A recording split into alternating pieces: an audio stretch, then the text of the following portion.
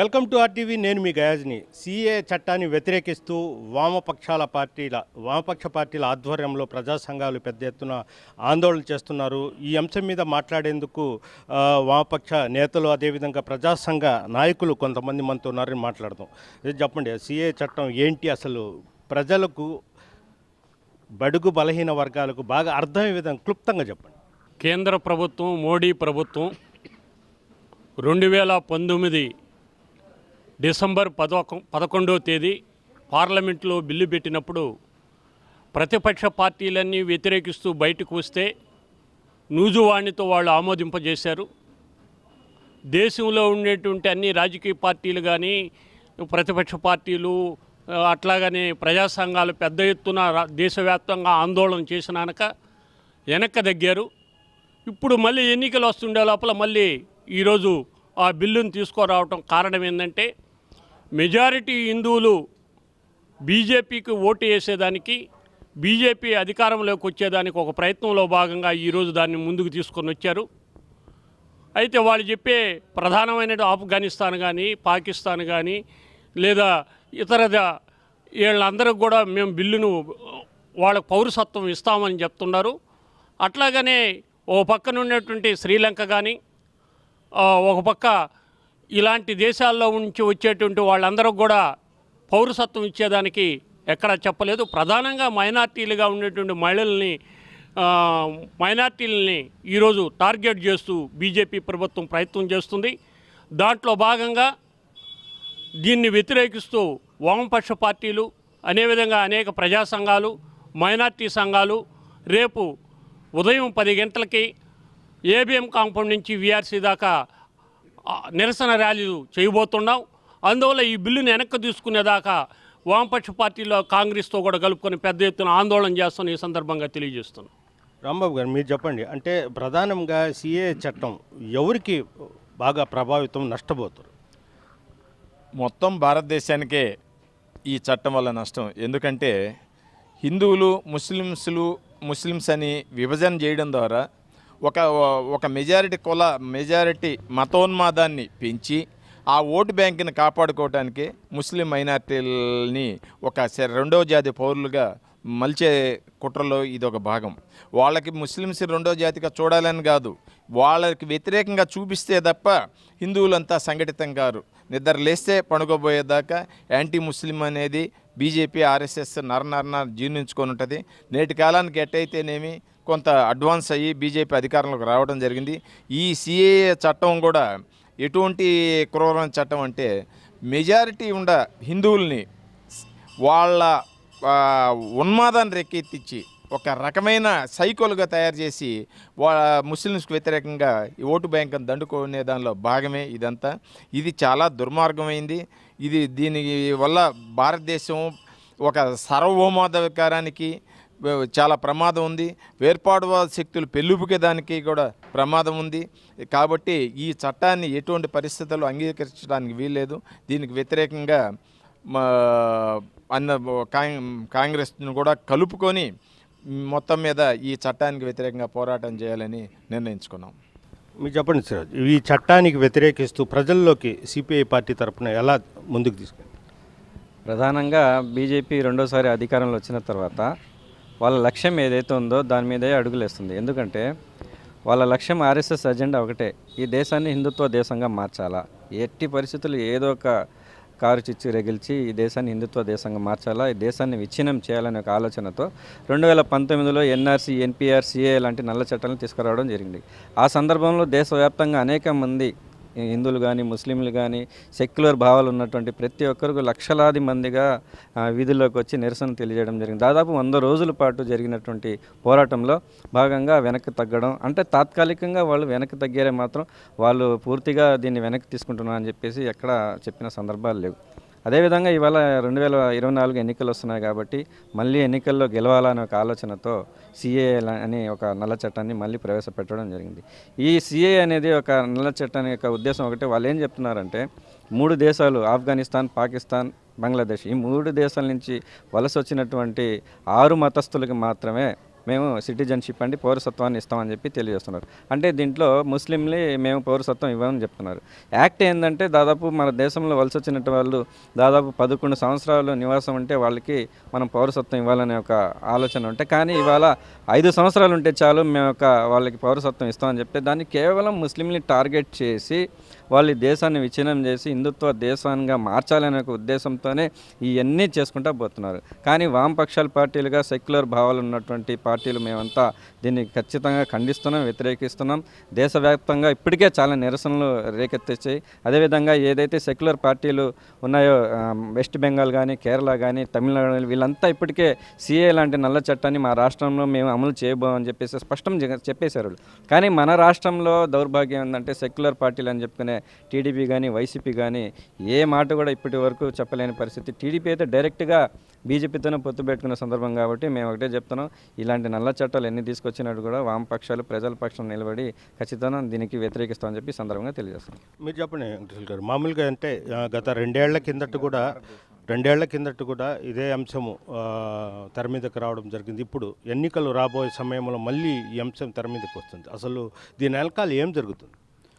ఈ నెల 11వ తేదీ నుంచి పౌరసత్వ సవరణ చట్టాన్ని అమల్లోకి తీసుకొస్తున్నామని ఒక జీవో జారీ చేయడం జరిగింది. ప్రధానంగా ఎన్నికల సందర్భంలో ఈ జీవోని కొన్ని రూల్స్ మార్పులు చేర్పులు చేసి తీసుకురావడంలో ప్రధాన ఉద్దేశం బీజేపీ ప్రభుత్వం హిందువుల ఓట్లు దండుకునేందుకు ఈ ముస్లింల అనేటటువంటి బూచి చూపి ఈరోజు దేశంలో మత ఘర్షణలు చెలరేగేటట్లు మత కలహాలు సృష్టించి హిందువుల ఓట్లు గెలుచుకునేందుకు కేవలం అధికారమే ధ్యేయంగా ఈరోజు పనిచేస్తూ ఉంది. ఈ దేశంలో హిందువులు, ముస్లింలు, క్రైస్తవులు, జైనులు, బౌద్ధులు, పార్షియన్లు వీళ్ళందరూ చాలా కాలంగా ఇక్కడ సోదరభావంతో జీవిస్తూ ఉన్నారు. వీళ్ళందరూ కూడా భారతీయులే. వీళ్ళందరికీ భారతదేశంలో పౌరసత్వం ఉంది. కానీ ఈరోజు మోడీ ప్రభుత్వం ప్రత్యేకంగా పౌరసత్వ సవరణ చట్టం తీసుకొచ్చి మీకు పౌరులు అనేటటువంటిది నిరూపించుకోవాలి అని ఒక మైనారిటీ వర్గాన్ని ఈరోజు ఈ దేశం నుంచి తరిమేసేటటువంటి ప్రయత్నం చేస్తూ ఉంది. తరతరాలుగా ఈ దేశంలో ఇక్కడ పుట్టి ఈ మట్టిలో బ్రతుకుతూ ఈ మట్టిలో కలిసిపోతున్నటువంటి ప్రజల్ని ఈరోజు మనం ఈ దేశ పౌరులు కాదు వెళ్ళిపోండి అంటే ఈ దేశంలో ప్రజలు ఎవరూ ఒప్పుకునేటటువంటి పరిస్థితి లేదు. చిన్ననాడు చదువుకునేటప్పుడు భారతదేశం నా మాతృభూమి, భారతీయులందరూ నా సహోదరులు అని ప్రతిజ్ఞ చేశాం. ఈరోజు ఈ దేశంలో కొంతమంది నీ సోదరులు కాదు అంటే ఈ మా గుండెలు మండిపోతున్నటువంటి పరిస్థితుల్లో ఈరోజు ఈ దేశంలో ఉన్నటువంటి వామపక్ష పార్టీలు, ప్రగతిశీల శక్తులు ఉన్నాయి. దేశంలో అంతర్యుద్ధానికి దారి తీసేటటువంటి పరిస్థితి ఈరోజు మోడీ ప్రభుత్వం సృష్టిస్తూ ఉన్నాడు. ఈ మోడీ బీజేపీ ప్రభుత్వం అనేటటువంటిది ఎప్పుడూ కూడా దేశ సమగ్రతను, సార్వభౌమాధికారాన్ని దృష్టిలో పెట్టుకోలేదు. ఆర్ఎస్ఎస్ ప్రధాన కార్యాలయం పైన మొన్నటి వరకు కూడా జాతీయ జెండా ఎగరేసినటువంటి పరిస్థితి లేదు. స్వాతంత్రోద్యమ కాలంలో వీళ్ళు బ్రిటిష్ వాళ్లకు ఇన్ఫార్మర్లుగా పనిచేసినటువంటి చరిత్ర. ఇటువంటి దేశద్రోహులు ఈరోజు దేశభక్తి గురించి, దేశాన్ని గురించి మాట్లాడుతున్నారు. ఇది కేవలం ఈ దేశాన్ని హిందుత్వ వ్యవస్థగా మార్చాలని, ఈ దేశంలో అగ్రకుల నాయకత్వంలో ఈ శూద్రుల్ని, అంటరాని వాళ్ళని, శూద్రుల్ని ఈరోజు మనుధర్మ శాస్త్రాన్ని అమల్లోకి తీసుకురావాలనేటటువంటి ప్రయత్నం జరుగుతూ ఉంది. దీన్ని ఖచ్చితంగా వామపక్ష పార్టీలతో కలిసి ప్రజలు, ప్రజా సంఘాలు, ప్రజాస్వామికవాదులు ఖచ్చితంగా తిప్పికొడతారు. అందుకు పౌర హక్కుల సంఘం ఈ ఉద్యమానికి మద్దతుగా ఉంటుందని, అందులో భాగంగానే రేపు 15వ తేదీ ఉదయం 10 గంటల నుంచి ఏబిఎం కాంపౌండ్ నుంచి బయలుదేరేటటువంటి ప్రజా ప్రదర్శనలో ప్రజలు, ప్రజాస్వామికవాదులు వేలాది సంఖ్యలో పాల్గొని ఈ బిల్లును తిప్పికొట్టేంత వరకు నిరసన కార్యక్రమాల్లో పాల్గొనాలని మేము విజ్ఞప్తి చేస్తూ ఉన్నాం. నా పేరు అజీజ్ అహ్మద్, ఇన్సాఫ్ జిల్లా అధ్యక్షుడిని. అయితే ఈరోజు ఇక్కడ సమావేశం కావడానికి ముఖ్య కారణం సిఏఏని రద్దు చేయాలనేటువంటి ఉద్దేశంతో ఇక్కడ మనం అంతా వామపక్షాలు, అనేక ప్రజా సంఘాలతో కలిసి ఇక్కడ ఉన్నాము. అయితే గతంలో మనం చూసాం ఈ బిల్లు మీద అనేక వ్యతిరేకత వచ్చింది భారతదేశంలో. ప్రపంచ దేశాలు కూడా వీటి మీద చాలా వరకు స్టేట్మెంట్ కూడా ఇవ్వడం జరిగింది. అయితే భారతదేశంలో ఉన్నటువంటి ఏదైతే షెడ్యూల్ కాస్ట్ అంటారో, కొండ జాతుల్లో ఉండేటువంటి వారు కానీ, అదేవిధంగా ముస్లింలు కానీ, అదేవిధంగా ఎస్టీలు కానీ, మనం వాళ్ళందరికీ కూడా ఇబ్బంది తీసుకొచ్చేటువంటి ఈ చట్టాన్ని మనం ఆసాంలో కూడా చూసాం. ఇది స్టార్ట్ అయినప్పుడు 19 లక్షల మంది రోడ్ల మీదకి వచ్చేసి వాళ్ళ ఉన్నటువంటి ఆధారాలు ఏదైతే ఉన్నాయో వాళ్ళకు పాస్పోర్ట్స్ కానీ, అదేవిధంగా ఆధార్ కార్డ్స్ కానీ, అదేవిధంగా వాళ్ళకు ఉన్నటువంటి సర్టిఫికేట్స్ కానీ, వాళ్ళకు ఉన్నటువంటి ఆస్తి దస్తావేజులు కానీ అన్నీ చూపించినప్పటికీ కూడా వాళ్ళని పక్కన పెట్టి వాళ్ళకు వీళ్ళు సిఏఏకి వ్యతిరేకంగా ఉన్నటువంటి వారని చెప్పి వాళ్ళకు పక్కన పెట్టడం జరిగింది 19 లక్షల మందిని. అయితే దేశవ్యాప్తంగా ఈ బిల్లుని కనుక అమలు చేస్తే కోట్లల్లో ఆ విధంగా దస్తావేజులు లేని ప్రజలు బయటకు వస్తారు. వాళ్ళ పరిస్థితి ఏంది, వాళ్ళకు కావాల్సినటువంటి సదుపాయాలు ఏమిటి అనేటువంటి దాని మీద కూడా భారతదేశం పూర్తిగా ఆలోచించకుండా ఈ బిల్లుని ప్రవేశపెట్టింది. అందువలన ఈ బిల్లు ప్రజలకు ఎంత మాత్రం కూడా అనుకూలంగా లేనటువంటి బిల్లుని వాళ్ళ సొంత ఓటింగ్ కోసం ఎక్కడైతే మూలలో పెట్టినటువంటి బిల్లుని తీసుకొచ్చి ఈరోజు 24లో ఖచ్చితంగా మేము ఓడిపోతాం అనేటువంటి ఉద్దేశంతో వాళ్ళు మళ్ళీ ఈ బిల్లుని తీసుకొచ్చి ముస్లింలని అదేవిధంగా షెడ్యూల్ కాస్ట్ వాళ్ళని పక్కన పెట్టే విధంగా ఈ బిల్లు తీసుకొచ్చి వాళ్ళు ఈ ఏదైతే రాజకీయ లబ్ధి కోసం రేపు 24లో గెలిచి మళ్ళా చేజిక్కించుకోవాలి ఆదాని అంబానీ లాంటి వాళ్ళకి ఏదైతే ఖనిజాలు ఉన్నాయో ఆ అడవుల్లో ఆ ఖనిజాలన్నీ వాళ్ళకు దారదత్తం చేయాలనేటువంటి ఉద్దేశంతో తప్ప వీళ్ళకు ప్రజలకు ఏదన్నా మేలు చేయాలనేటువంటి ఉద్దేశం లేదు. కాబట్టి ప్రజలందరూ అమేకమై ఇలాంటి బిల్లులు వచ్చినప్పుడు ఖచ్చితంగా పోరాటం చేసి ఈ బిల్లులన్నీ వెనక్కి తీసుకునేంతవరకు పోరాటం చేయాల్సిందిగా కోరుచున్నాం. మీరు చెప్పండి, రేపు ఈ ప్రదర్శన ఎక్కడి నుంచి ఉండబోతుంది ఏంటి? రేపు నెల్లూరు నగరంలోని ఏబిఎం కాంపౌండ్ నుంచి మన విఆర్సి వరకు ఈ ప్రదర్శన జరగబోతుంది.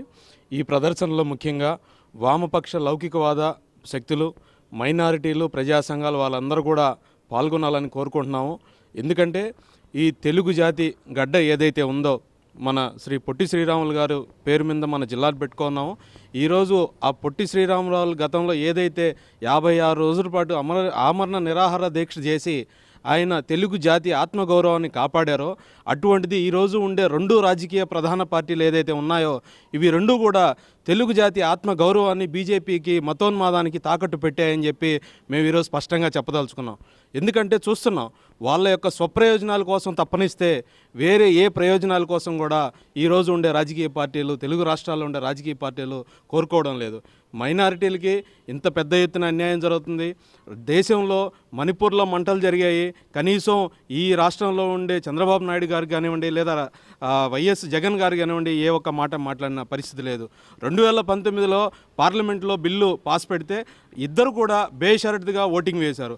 అందుకని ఈరోజు మైనారిటీల మీద ఓటు బ్యాంకు కోసం వాడుకుంటున్నారో ఈరోజు అదే మైనారిటీలకి లౌకికత్వానికి ప్రధానంగా దేశ సార్వభౌమత్వానికి సమాధానం చెప్పాల్సిన అవసరం ఈరోజైతే తెలుగు రాష్ట్రాల్లో ఉన్న రాజకీయ పార్టీలకి ఉందని చెప్పి మేము భావిస్తున్నాము.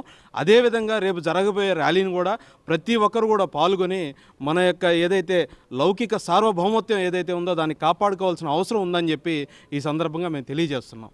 ఇది పరిస్థితి. నరేంద్ర మోదీ ప్రవేశపెట్టిన సిఏ నల్ల చట్టాన్ని వ్యతిరేకిస్తూ రేపు ఉదయం 10 గంటలకు ఏబిఎం కాంపౌండ్ నుంచి నెల్లూరు నగరంలో భారీ ప్రదర్శన నిర్వహిస్తున్నారు. ఇది వామపక్ష పార్టీల ఆధ్వర్యంలో జరుగుతుంది. ప్రజా సంఘాలు, మేధావులు మొత్తం పాల్గొనాలంటూ కూడా వీళ్ళంతా కోరుతున్నారు. వీడియో ప్రదీప్తో గయాజ్ RTV నెల్లూరు. మరిన్ని వీడియోస్ కోసం ఛానల్ ని సబ్స్క్రైబ్ చేయండి. లేటెస్ట్ అప్డేట్స్ కోసం వాట్సాప్ ఛానల్ ని ఫాలో చేయండి. అండ్ లింక్ డిస్క్రిప్షన్ లో ఉంది.